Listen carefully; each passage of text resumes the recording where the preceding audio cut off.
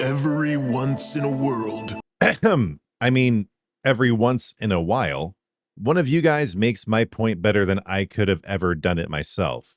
So I want to make a quick video highlighting this comment that I received on my recent video about what we stand to lose if ESO dies, and also highlight some other recent comments, including how I was absolutely blessed by Pipe Guy here.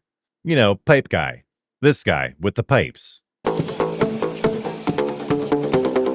So this is going to be a community highlight video where I bring attention to the fact that I could not be me without all of you. Hey everyone, it's Spopes. Thanks so much for joining us. Before we get into it, please like, hype, and subscribe. So I recently came out with a quite controversial video, the intention of which was to highlight the best parts of ESO. It was really meant as an ESO appreciation post, but of course the majority of commenters treated me as a rage bait doom poster. Doom, doom, doom. Doom, doom, doom. Doom, doom, doom. I mean, maybe that's an exaggeration. I did get a lot of positive comments too, like this one from Night Comet 300. Now, as you guys may have noticed, I've been kind of struggling to express my opinion here. I've really just been doing my best to inform the community of what I think is going on with the game, but I've been accused of spite, of hating the game, hating the community, so I obviously have not been expressing myself perfectly. But the second I saw this comment, I knew it expressed everything I wanted to say better than I'd said it so far. So after asking Night Comet to make sure it's okay, I'm going to read this comment in full, provide my analysis, then spotlight some other community interactions I've had recently, including being noticed by Pipe Guy, which is every aspiring YouTuber's greatest dream. So here's what Night Comet had to say. Here's what I know. This game has been out for over 12 years on PC and over 11 years on console. It has had its ups and downs and has had a fluctuating player base, as well as the "this game is going to die" community for over a decade. However, things are in fact different now. ESO is different now. Sony and Microsoft are different too, and that matters. It's obvious they are greedy corporate giants now more than ever before, and they want to shift gaming toward AI-based and less physical ownership. Subscriptions and renting only via digital license that can be revoked at a moment's notice is like a dream come true for them. It's no different from all the crazy stuff happening in the world. We're losing our privacy and ownership slowly but surely. Gaming is not safe from this either. ESO doesn't have a place in the future of Microsoft. They're tired of it, and ZOS sold their souls to Microsoft long ago, so we're screwed. The game has been sunset. It is now being milked while simultaneously using as little resources as possible, hence the layoffs. They want people to keep putting money into the game, not to save it, but to squeeze out the remaining juice from the consumers before it's fully bled dry and discarded. To say so is not doom and gloom. It's blatantly obvious and all happening right in front of our faces. It's truly dreadful. Had ZOS stayed independent and cared more about us, this could easily have been a 30-year game. It's going to hurt when this game gets killed off, and it's both Microsoft and ZOS's fault. It hurts seeing something that's so easy to save just die. Night Comet goes on to say, I couldn't agree with you more about looking at other games. It's okay to still play ESO, but unless they make it playable offline somehow, which seems impossible, all that we have done in it will be lost. Time, energy, money, all gone. Thousands of hours, maybe even dollars, taken away in a flash. Even if ESO does become playable offline, there go trials, PvP, trading, guilds, the biggest aspects of the game. This is why everyone should be buying physical copies of games and getting used to single-player/co-op games or offline stuff. At least they can't take that away from us, well, yet, I would add. It sucks that gaming is no longer a safe place from the greed, evil, and corruption of corporations in this world. I miss the old days of Xbox 360 and PS3, when there were console wars and none of this AI garbage, fully digital world BS, subscription-based models. If those things did exist, it was very few and far between back then. Gaming was amazing back then, a time period we'll never get back. Then he finishes up by saying, I think ESO can and will go on another couple of years, but I just doubt it will see those 30 years. And this is what really does it for me too. But Night Comet says, damn, it sucks. They were just about to take off and go crazy. It looked so promising this year onward. Microsoft is mostly to blame. They just don't care. We are nothing to them. I guess it is what it is. So I want to go ahead and analyze this comment and put my own slant on it before going on to highlight some other community interactions. I think the really salient points begin here with however things are in fact different now. What I've heard frequently from people, including other creators, is that this situation is no different from when other people have been saying the game is dying for the last 11 or 12 years. But I do believe that the situation has categorically changed at this point. There are a variety of different reasons, but the one I really appreciate Night Comet bringing up is this overall shift in the world of gaming toward AI-based gaming and less physical ownership. Now, this is something where I'm not really sure how I feel about it, because any game that has any online component, you don't own it anyway, whether you have a disc or not. And even if you do have the disc, if your console is connected to the internet, Sony or Microsoft or whoever, or even Steam if you're on PC, they can come in, they can take away your license. So you can have the game on a disc, you can put the disc in the machine, it can be completely offline. But if your machine is at all internet connected, they can say, oh, actually, no, you don't have the right to access this.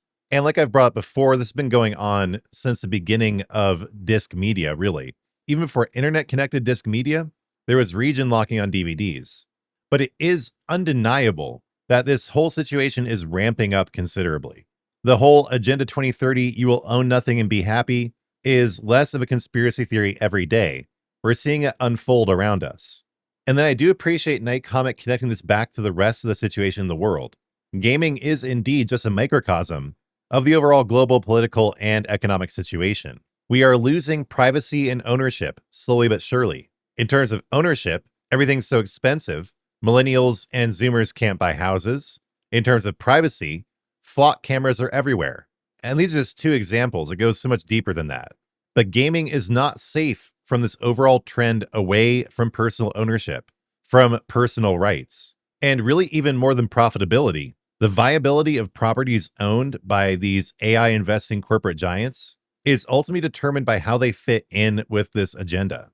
Is this game or this property overall fitting in with the demands of Agenda 2030? For Microsoft, it's, does this property help us profit off the AI bubble? And if not, hasta la vista. Night Comet goes on to say that ZOS sold their souls to Microsoft, which is true, but I also don't know how ZOS would have done on their own. They'd already started Blackbird before the acquisition, and that tells you a lot. And this is something I'm increasingly having to admit to myself.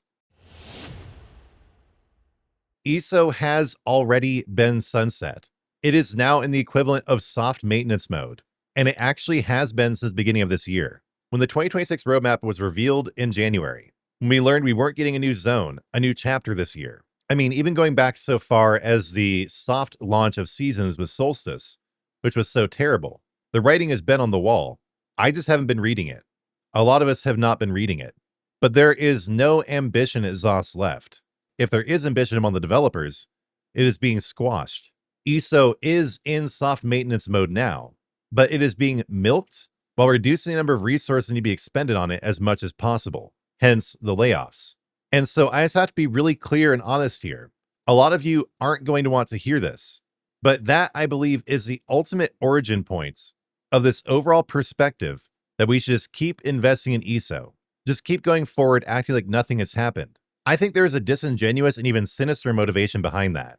I'm suspicious this whole perspective has been astroturfed by Microsoft.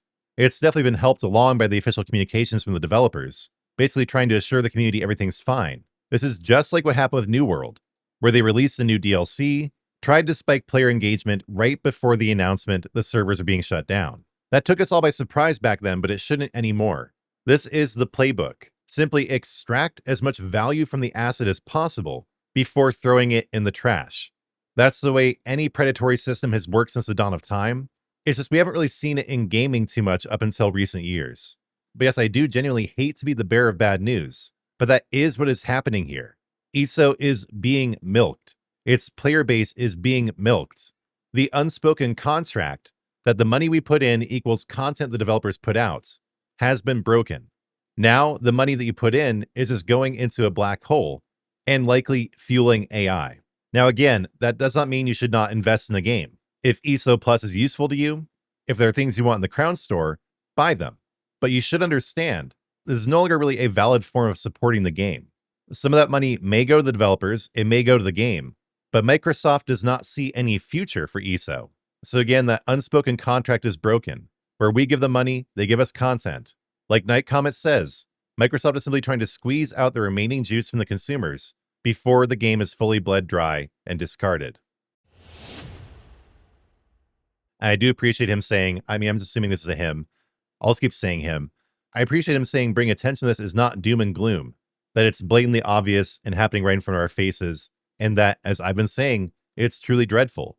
I don't take any enjoyment in this fact. I don't see why I would. This reality is not helping me in any way, shape, or form. I'm only bringing this to your attention because I feel like it needs to be said. And there are obviously still so many of you who are not willing or ready to face this reality. I do agree that it's true, that the golden era of gaming will never come back. In many ways, the gaming industry is a lot better than it was in, say, 2012, 2010, thereabouts. There have been improvements. Some online games like Warframe are doing really well. But overall, there's been a decline. And I am concerned it's true what people are saying very frequently in the comments, that gaming itself is being phased out as part of this overall Agenda 2030 plan, which doesn't quite make sense because I thought the whole idea was to keep us on drugs and stuck in virtual worlds so we don't notice our freedoms being taken away. But maybe they think that AI slop games and solo games will be enough for that. Maybe solo games are better because that really does isolate you.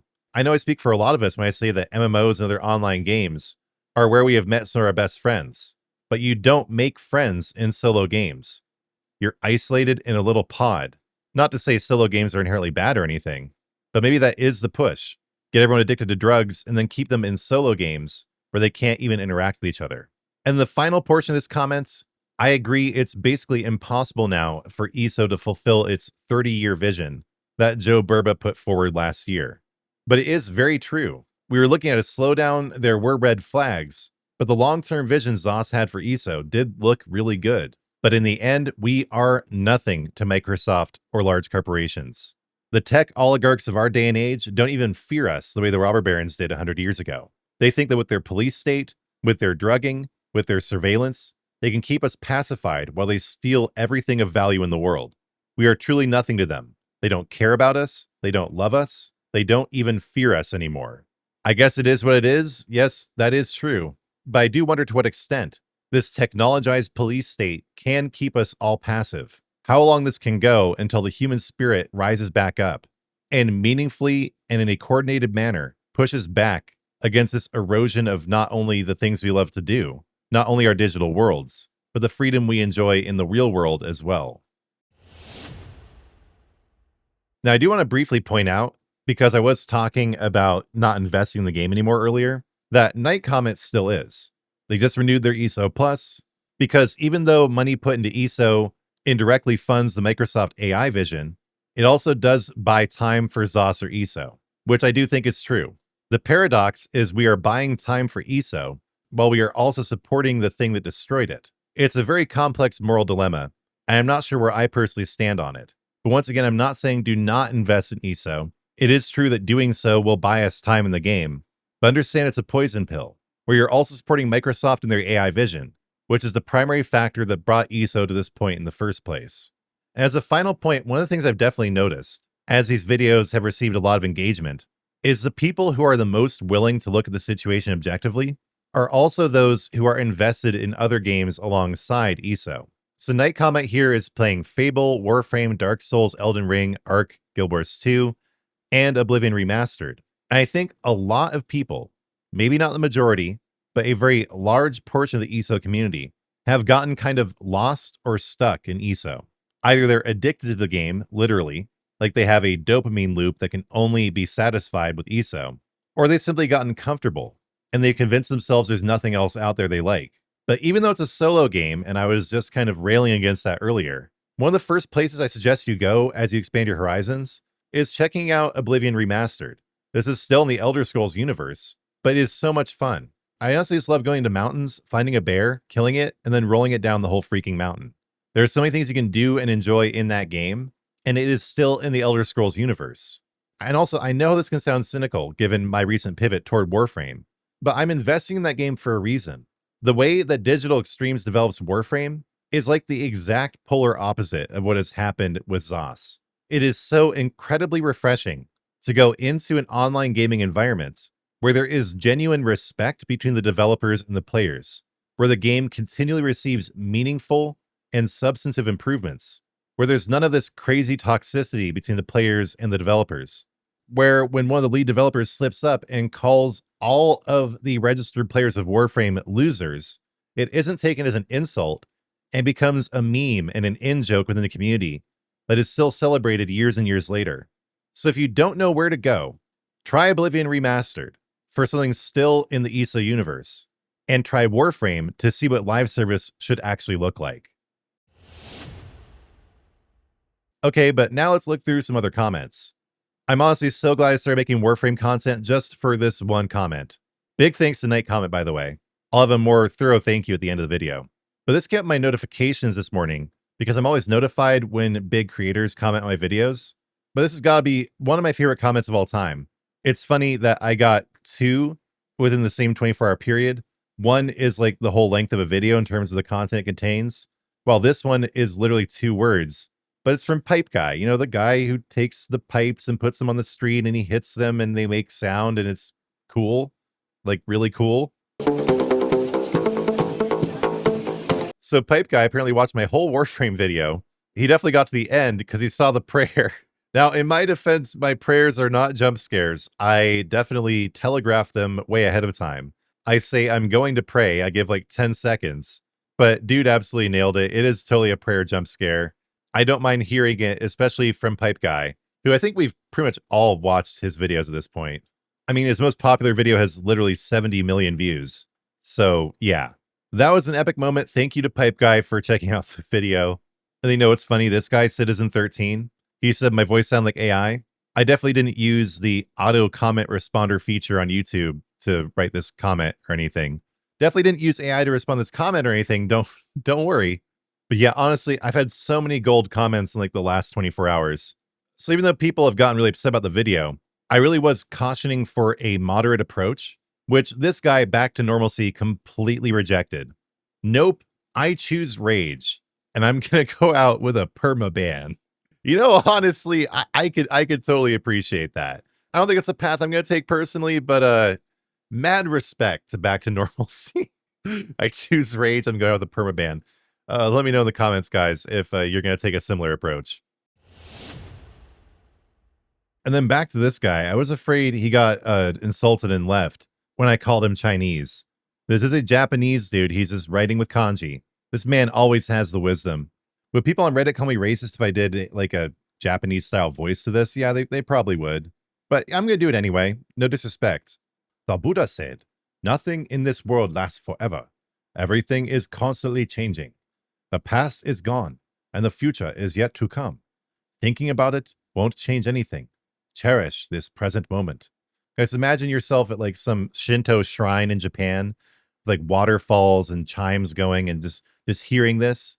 That's what we all need. We need a moment of just like peaceful Shinto Buddhist reflection here. Because in Japan, they're basically fused, Shinto and Buddhism. I should mention that. No one knows the truth about the future of ESO, just as God is unknowable. Like, so deep, man. I love this guy. There was a time when we didn't know what to believe, but we know only you can change yourself. Cheers to ESO! Bansai! And you know, while we're at it, I want to take a moment to address this point. I did a whole video on this a while back, and I think this is a myth that needs to be dispelled now. So based on this one statement from Matt Fear way back, we were able to extrapolate the idea that ESO makes about 15 million a month and has a really high profit margin, making the idea the game brings in 150 million in pure profit a year kind of reasonable. But yeah, Samurai Chicken comes in here and kind of debunks the statement. But I think my response here just kind of nails it. Not to be, you know, too much tooting my own horn, but this is based on the idea the profit of the game is continuing. But I have seen so many comments in the last couple weeks. I've talked to so many people who, especially with the crown sale not happening, are not buying crowns. So many people who are just not renewing their ESO Plus. So that means the gross income of the game is going down, which also means its profit is going down, leading Samurai Chicken to suspect the game may not have even been profitable in 2025, which I think is a bit of an excessive estimate, but I do think the profit of the game is going down, probably now more than ever, which I'm not saying is a good thing, but it is this spiral of decreasing engagement and profit that Microsoft will then look at and say, oh, now it's time to go. And I do love this comment from AO1212. The game of real life is better than ESO. I mean, I've commented on this a lot before. how I'm basically a casual gamer. I use it as like the garnish on life, a way to relax, kind of a hobby and a passion. I would say to some of the people who are the most upset about the situation with ESO, maybe it is time to give real life another shot. Just saying. And, you know, before Gangoon commented here, I didn't know Dr. Seuss wrote The Art of War, but here is a literal quote. I say, let it die, let it die, let it die, let it shrivel up, and Dr. Seuss, The Art of War. There you have it, ladies and gentlemen. And, you know, I do tend to focus on the negative when it comes to the comments, but I do appreciate people like Ethan here coming to my defense, saying people are crying about doom and gloom when I'm one of the only content creators trying to be unbiased and report the issues. And I think we'll leave off with that. I still want to say one more time, thank you to Night Comet for the excellent comments and for being willing to let me feature it here in this video. I really would be nothing without my community. You guys give me some of my best ideas, help me put things in perspective. So please, everyone, do keep commenting, whether you agree or disagree. I need the feedback to keep growing and thriving as a channel.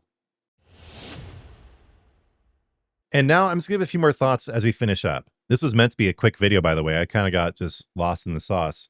I've been recording for almost an hour now. Had no idea.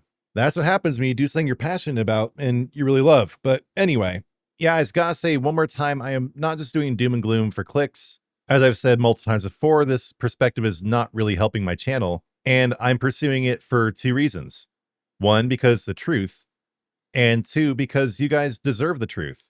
And some dark, cynical side of me may also realize that in the long run, speaking the truth will help my channel grow, but that's really not what it's all about. I'm just trying to be honest, keep things real, and be as informative and truthful as possible. So for people who do realize and appreciate that, I appreciate you so much. And the point is, we'll all get through this together. Our lives are not inextricably bound to ESO or to any other game. And what's going on with ESO does also reflect as a microcosm what's going on in the world overall. We should all prepare for what's happening with corporations and AI and this push away from personal ownership. Everything we know is changing, and it's time to accept that now, adapt properly, so we can survive and even thrive in the new paradigm that is emerging.